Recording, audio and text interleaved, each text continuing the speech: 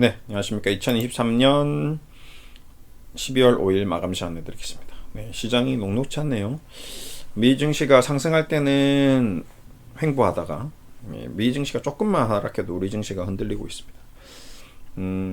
일단은 뭐 시장 분위기가 우리도 뭐 그렇고 미국도 그렇고 뭔가 어떤 강세장 흐름은 아니죠. 아무래도 높은 금리 속에서 뭔가 퍼포먼스를 내야 되기 때문에 좀 무리한 시도들이 이루어지고 그 외의 종목들은 거의 뭐 꼼짝 마라인 것 같습니다.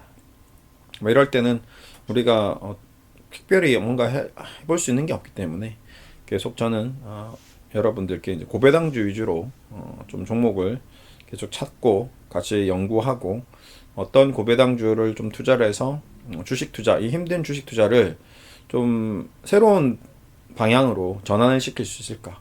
그냥 계속 시세 차익 노리고 뭔가 대박을 꿈꾸는 그런 주식 투자가 아니라 안정적으로 자신의 삶에 정말 보탬이 되는 행복한 투자가 될 수 있는 그런 주식 투자 생활을 좀 영위할 수 있도록 조금이라도 도움을 드리고 싶은 바 계속 이 배당주를 찾아서 빈칸을 채워 넣도록 하겠습니다. 자, 오늘도 한번 찾아보시죠. 네. 계속 찾겠습니다. 지금 오늘을 둘레 여섯 일곱 개 정도 넣으면 거의 뭐 얘기 드렸던 뭐 30개 정도 수준이 될 것 같습니다. 네이버 증권 가셔가지고요. 이거는 PC 버전만 가능합니다. 스마트폰 버전은 안 되는 것 같더라고요. 배당 클릭하시고요. 배당 수익률이 쭉 나오죠. 근데 이 높은 수익률이 진짜 수익률이 아니라는 점 항상 과거 3년 배당금을 꾸준히 지급하고 올해 3분기 영업이익, 당기순이익이 안정적이고 앞으로 사업도 계속 영위할 수 있는 순이익이 이어질 수 있는 그런 기업들 위주로 선정을 하고 있습니다. 네. 그래서 어제가 이제 도이치모터스 우리 좀 말도 많고 달도 많은 영부인의 어떤 그 종목 작전이냐 아니냐 시세 조작의 혐의가 있는지 없는지 아직 완전히 결론이 안 난 것 같은데 어쨌든 그 종목을 마지막으로 어제 마무리했고요. 오늘은 또 이제 새로운 종목 이제 푸른저축은행 들어가 있습니다. 푸른저축은행도 550원, 600원 꾸준하죠. 저축은행들이 PF 대출이 좀 끼어 있습니다. 모든 은행들이 다 이제 끼어 있는 게 있죠. 은행주의 가장 큰 핵심 리스크는 뭐냐? 부동산입니다. 부동산. 그 푸른저축은행은 월 배당인지 분기 배당인지 한번 보겠습니다.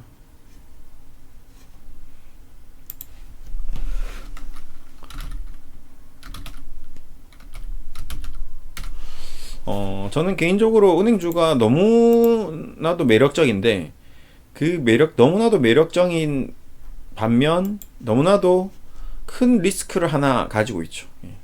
월말 배당이네요.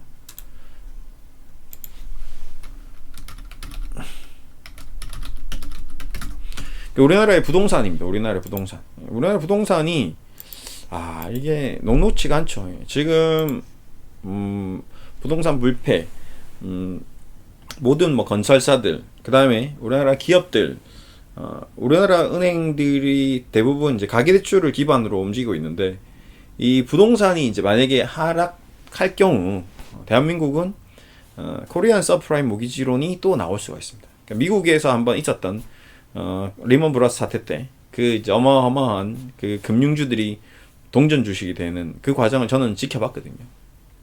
그러다 보니까 뭐 골드만삭스라든지 그때 이제 뭐 페니메 뭐 프레디맥 뭐 많은 기업들이 이제 없어지기도 하고 뭐 편입되기도 하고 인수되기도 하고 뭐 AIG 뭐 그런 애들 완전 보험회사들 뭐 이런 회사들이 그냥 다 금융사들이 현재 스코어 고배당을 주고 있지만 이 모든 고배당의 어떤 근원이 얘네들은 재무제표를 들어가서 보시면 전부 부채 비율이 높습니다. 부채 비율을 보시면 지금 얘는 300%고요. 우리금융지주 볼까요? 몇 프로인가요? 부채 비율이 1300%, BNK 1200%. 그러니까 자본금이 아무리 높다 하지만 아무리 지금 자본이 많다 하지만 그들이 가지고 있는 회사의 자본 대비 부채가 더 많거든요. 이거 다 고객 자산인 거죠. 이 돈은 자기의 돈이 아니죠. 고객들의 돈을 가지고 와서 이거를 이제 대출을 해서 이제 그거에 대한 이자 수익으로 마진을 만들어서 돈을 버는데, 문제는 이제 채무 불이행 상환을 못 하는 거죠.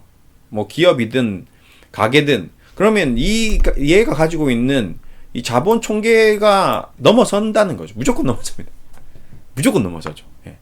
한 뭐 10% 지금도 보시면 10% 20%밖에 안 되잖아요. 그러니까 한 20%만 빚을 못 갚아버리면 BNK 금융주의가 날아가는 거죠. 없어지는 겁니다. 예. 예.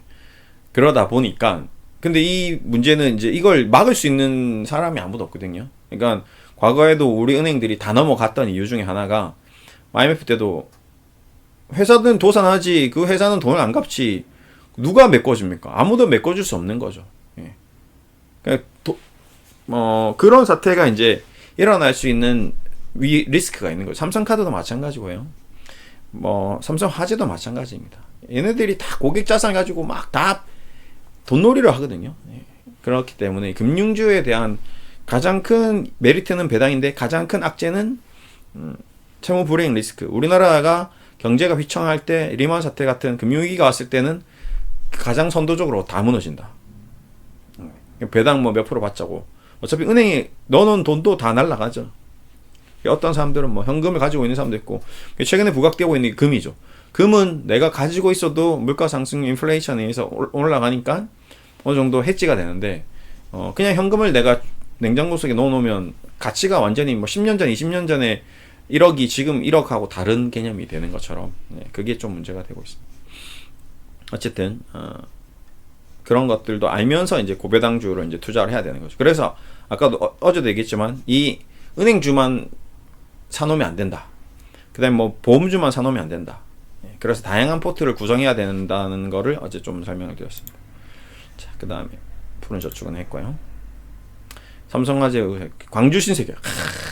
요런 게 좀 약간 저도 이걸 하면서 저도 어제 끝나고 나서 혼자서 봤는데, 야, 광주 신세계. 이건 정말 진짜 신세계 같은 주식이죠. 이게 진짜 묘한 주식입니다. 예. 이 회사가 이 신세계가 지분 62%를 가지고 있거든요. 묘하게 이 광주 신세계가 이마트도 아니고 신세계도 아니고 툭 혼자 떨어져 나와서 시가총액 2,400억 가지고 있으면서 배당을 겁나 주는 거죠. 2,200원씩. 예, 미친 거죠. 예. 배당 수익률이 지금 현재 시가 대비 7%를 주는 거죠. 미친 주식이죠.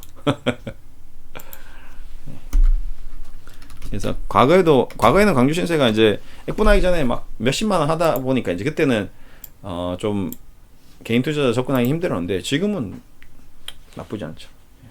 그리고 앞으로 광주에 대한 뭔가 좀 개발에 대한 이슈가 많이 있잖아요.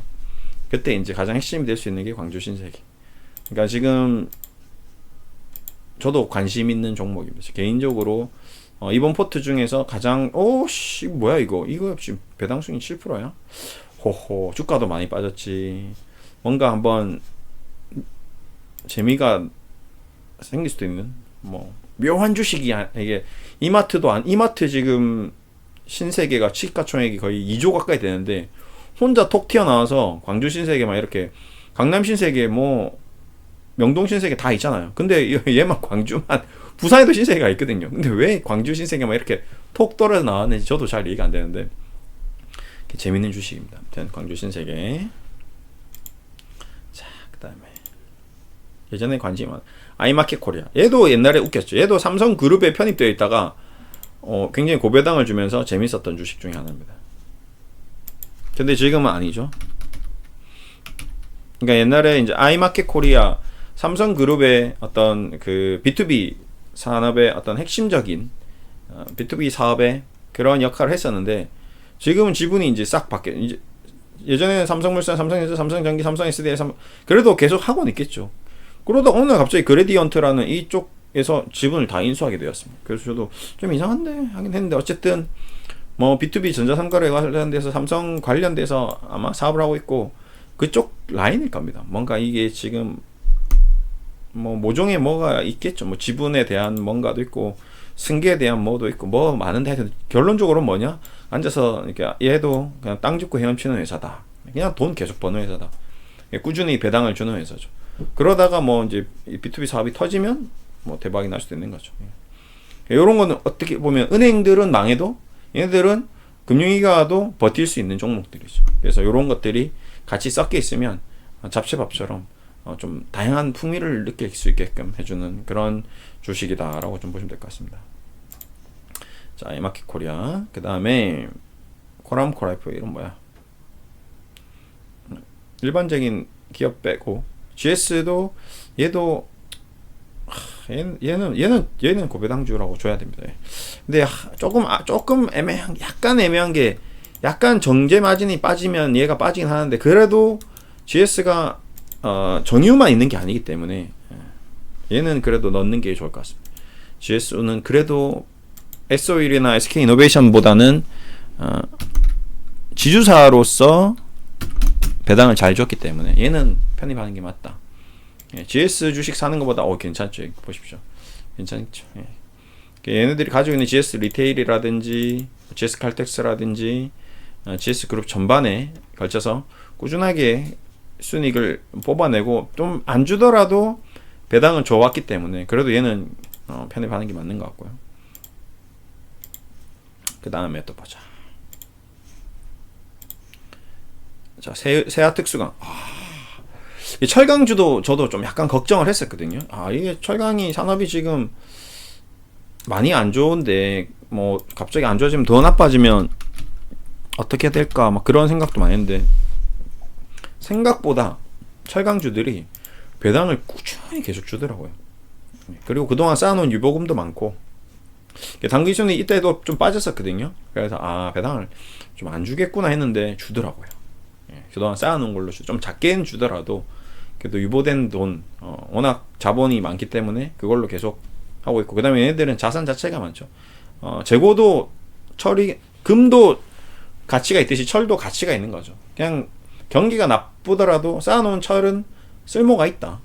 그래서 의외로 철강주들도 굉장히 하방 경직도 괜찮고 흐름도 나쁘지 않고 이런 이상한 한 번씩 급등도 나오고 뭐 갑자기 뭔지로 철값이 올라가는 거죠. 그러면 같이 올라가 버리는 거죠. 철값이 떨어지면 당연히 같이 떨어지긴 하겠습니다. 경기가 더 나빠지면 그건 골 때리는 거죠. 어쨌든 그래도 배당은 주더라. 그나마 꾸준히 돈을 벌더라. SK리츠 이건 부동산 쪽 예스콜딩스 이런 이제 대부분 지주사들이 배당을 많이 줍니다. 홀딩스 기업들 예스콜딩스, SK리츠, 예스콜딩스 한번 가보겠습니다.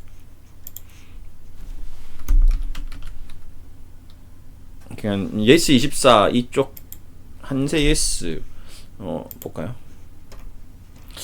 재물가 왔다리 갔다리 하네. 또 예스콜 완전히 다른 에너지 사업 쪽이네요. 근데 배당도 왔다리 갔다리 하는지 한번 보겠습니다. DPS는 그래도 좀 꾸준히 주네. 돈을 못 버는데 준다고? 얘는 좀 제외하겠습니다. 돈을 적자가 자꾸 뜨니까 어떻게 될지 모르니까 얘는 빼고 K카는 안정이 되었나요? 이제 중고차 시장에서 얘가 K카가 렌트카 중고차 뭐 다 하나 볼까요?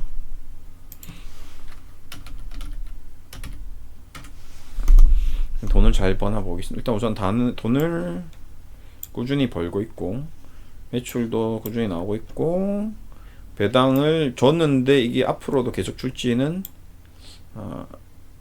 그동안 준 게 최근 2년밖에 안 됐으니까 얘도 빼겠습니다. 경기 한 5년 이상 똑같은 걸 줬어야 되니까. 코엔텍, 한일홀딩스, 휴스틸. 이제 철강하고 증권 나오네. 보자 지금 얼마나 있나. 2개 더 해야 되네요.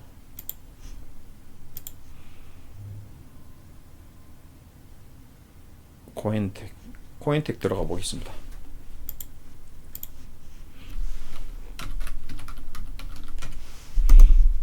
코엔텍도 배당을 꾸준히 줬어요. 단기 순이익도 200억, 300억 꾸준해요. 오히려 좀 최근에 늘었네.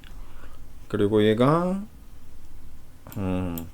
폐기물 산업, 이런 거는 뭐 그냥 폐기물로 계속 나오니까요. 이런 회사는 정말 톨게이트비 회사죠. 예, 톨게이트비 회사. 얘네는 무조건 넣어놔야 되는 거죠. 코엔텍. 요런 회사들이 이제 한 번씩 개별적인 이슈가 생기면 이제 통통 튀는 그런 주식이 될 수 있을 겁니다. 뭐 환경 관련돼서, 뭐 폐기물 관련돼서, 뭐 정부 법안이라든지 뭐 이슈가 나온다 하면, 네, 7,000원에서 13,000원 요 안에서 왔다 갔다 하다가 괜찮네요. 얘는. 네, 얘는 괜찮고. 자, 마지막 한 종목. 코엔텍 한일홀딩스 800원 400원. 얘는 갑자기 작년에 많이 줬네. 휴스틸, 휴스틸도 안 줘. 철강이 이게 휴스틸은 안 주다가 주고 왔다 갔다 하고, 이제 부국증권 있었고, CR 홀딩스 400원. CR 홀딩스 한번 가보겠습니다.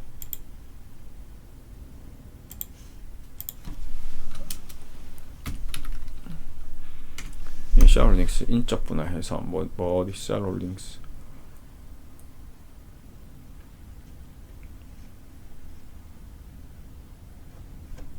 3,000억. 단기순이익 500억에서 500억 수준. DPS가 400원에서 꾸준. 예, 이건 바로 편입시키면 되겠네요.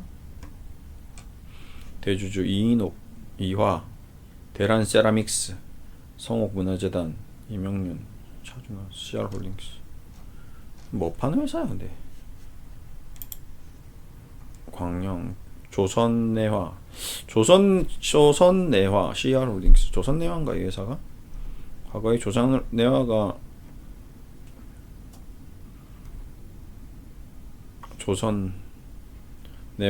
조선내화 쪽 그쪽 지주사인 것 같습니다. 예, 어쨌든 이런 회사들도 그냥 꾸준한 회사죠. 예, 여기까지 하겠습니다. 그러면 이제 거의 한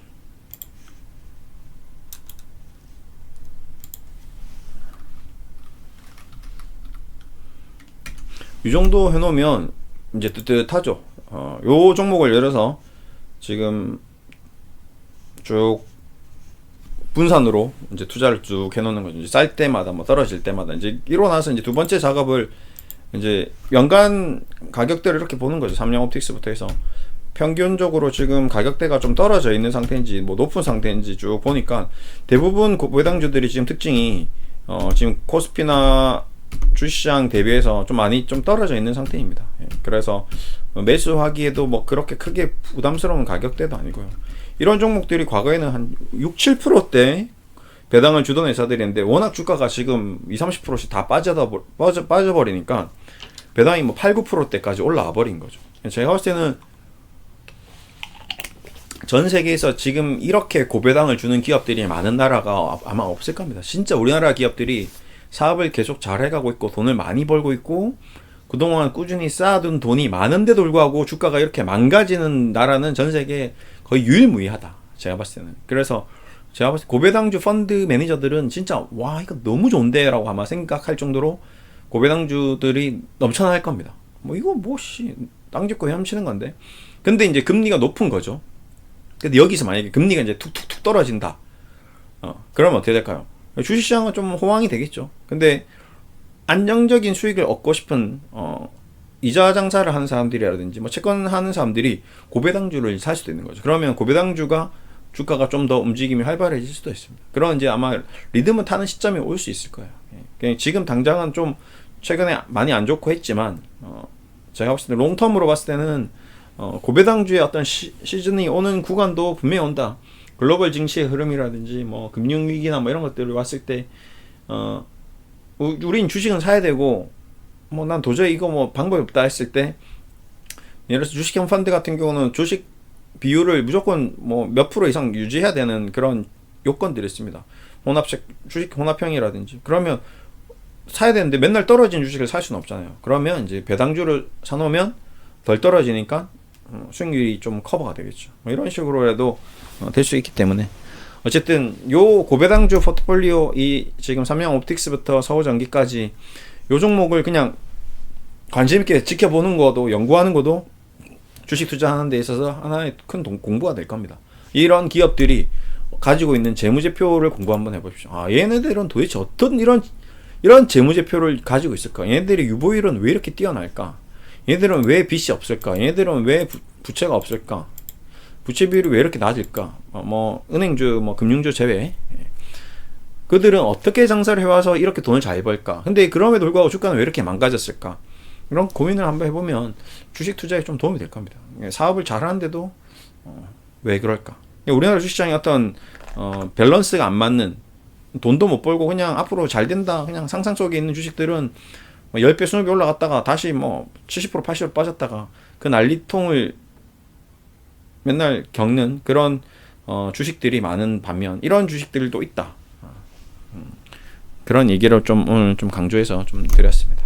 또 계속 이제 내 뭐 이번 한 달은 뭐 여기 있는 종목들 위주로 조금 더 디테일하게 종목 분석을 한다든지 뭐 육각형 주식에 대해서 한번 얘기를 해본다든지 하여튼 12월 한 달은 얘네들하고 놀겠습니다.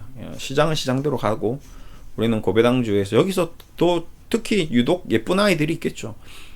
좀 지금 약간 눈에 띄는 게 HD 현대 얘가 조금 눈에 좀 계속 아른아른하네요. 뭐 이런 식으로 이제 그러면 HD 현대에 대해서 좀 더 디테일하게 파고 들어가는 시간을 가지면 또 재밌을 것 같습니다. 어쨌든 오늘 이렇게 마무리해 드릴게요. 감사합니다.